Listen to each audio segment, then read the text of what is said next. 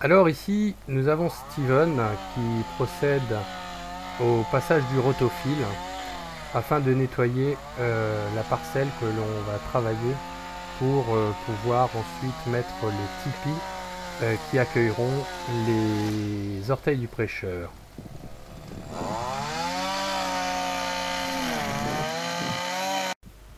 Puis l'on délimite la parcelle en elle-même qui fera 4 mètres de longueur sur 1 mètre de large pour pouvoir ensuite la greliner, l'émietter, mettre du marc de café et donc après on pourra mettre les tipis et planter d'ici quelques temps, c'est-à-dire quelques semaines, les haricots orteils du prêcheur qui sont des gros haricots blancs qui sont très bourratifs pour faire du cassoulet et entre autres pour nous du cassoulet végan.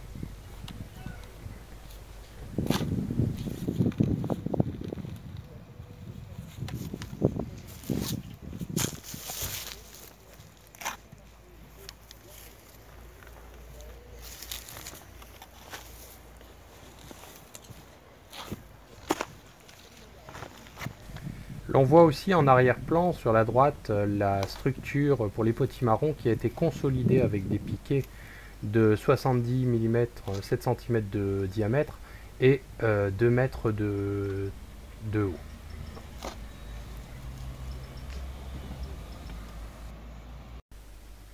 Puis l'on procède au décompactage du sol avec une grelinette. Alors pour nous c'est une grelinette à 4 dents.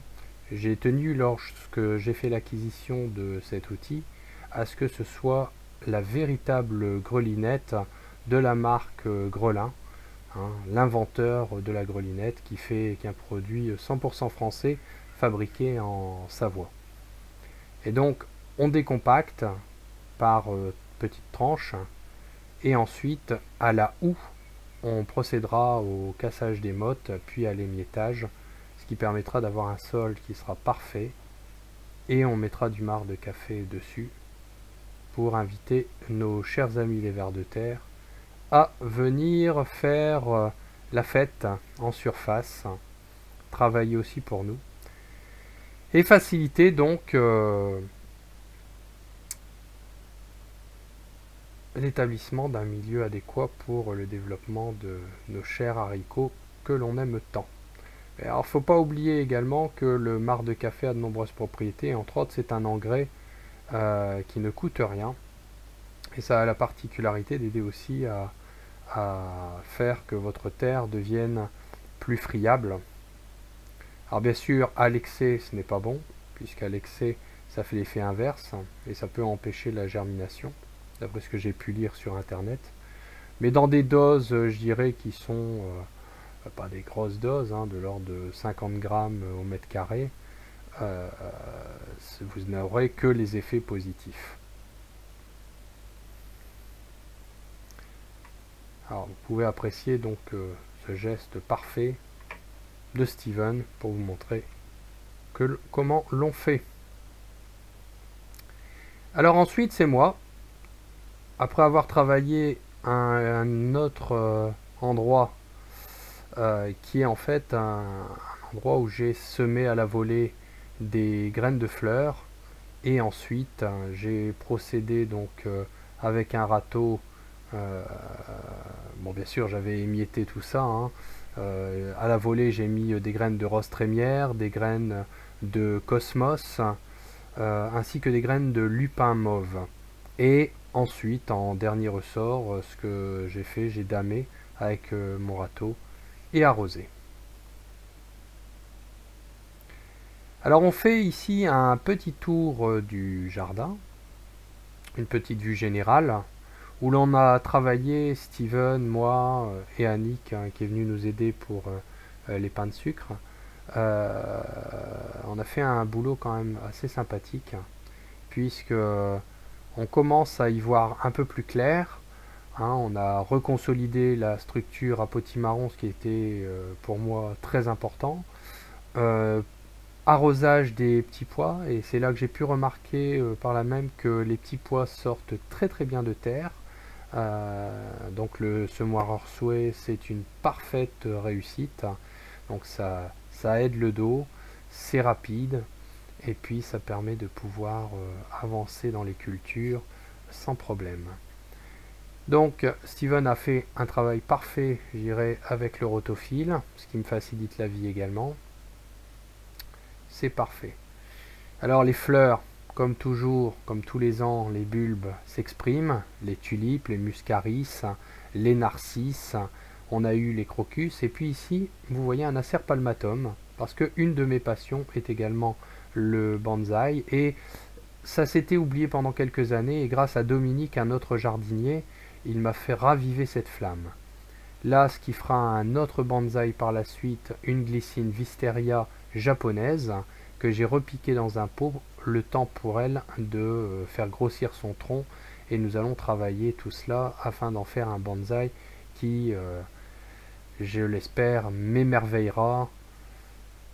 Et des fois, c'est pas forcément le résultat, l'important c'est le chemin. Alors, les fraisiers s'étoffent, ils sont plus gros encore que l'année dernière, et on commence à voir, je dirais, les premières fleurs. Donc dans les jours à venir, on sera amené à mettre des arceaux ainsi qu'un filet pour les protéger donc des oiseaux qui pourraient venir manger les petits fruits. Alors à savoir que les petits fruits sont mangés non pas pour dire de manger les petits fruits, mais simplement parce que les oiseaux ont soif. Donc il est de bonne aloi de laisser des coupelles par-ci par-là sur le jardin avec de l'eau, ce qui évitera comme ça les oiseaux de venir taper dans les petits fruits. Mais enfin, il faut quand même les protéger par un filet, comme ça au moins on s'assure que la production sera pour nous. Le vivier qui a été relooké, et puis le gros pneu de camion que j'avais récupéré et qui m'a permis aussi, dans un pneu de 1,10 m de large, de pouvoir planter des dahlias.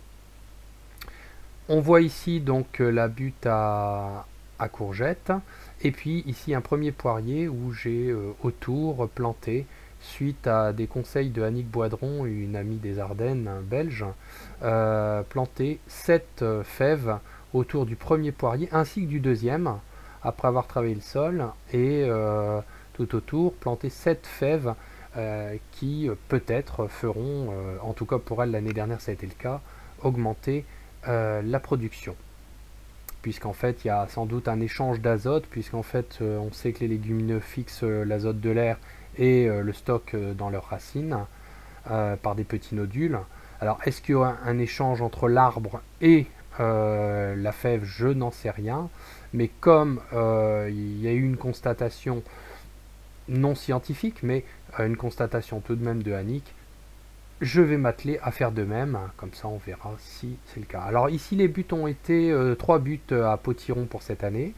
On n'a pas encore déterminé dans l'ensemble, enfin en tout cas pour ma part, puisque c'est moi qui décide, des potirons que je ferai. Mais en tout cas il y aura musquet de Provence. Alors le Big Max, pas sûr, mais et puis le géant atlantique, pas pour cette année. Mais on tapera dans des catégories plus petites. Alors ici toujours l'espace à fleurs. Donc dans les potirons on aura sans doute également le Delica Moretti, nous aurons potimarron, butternut, ainsi que d'autres catégories comme le bonnet turc, hein, qu'on appelle aussi giromon. Donc c'est toute une chose. Dans les courgettes on a décidé de faire des courgettes jaunes qui me semblent, en tout cas pour moi, plus raffinées, hein. Donc ce sont quelques choses qu'on a décidé. Alors dans la serre on voit les fèves qui continuent à avancer. Alors il faut absolument qu'elles me donnent les gousses de fèves pour mi-mai, mais là comme on est déjà le 21 avril, j'ai un peu peur que, puisqu'en fait c'est mi-mai qu'on repique les plants de tomates en serre, après les seins de glace qui sont le 11, 12, 13 mai, et j'ai bien peur que j'aurai pas la place. Donc est-ce qu'on sacrifie les fèves? Je le pense. Il y a des chances, mais pour l'instant on leur laisse le temps. Un miracle est toujours possible. Donc on a encore de la place, hein, comme vous pouvez le voir à l'extérieur, pour planter d'autres, faire de nouvelles parcelles. Et ici la butte qu'on voit, on a les groseilles en arrière-plan, c'est une butte qui accueillera les piments, les poivrons. sachant que les aubergines seront mises sur l'autre terrain. Voilà, et bien c'est fini. J'espère que ça vous a plu. Encore un grand merci à Steven pour son aide qui m'a été très précieuse. A bientôt au potager de Gaïa 59.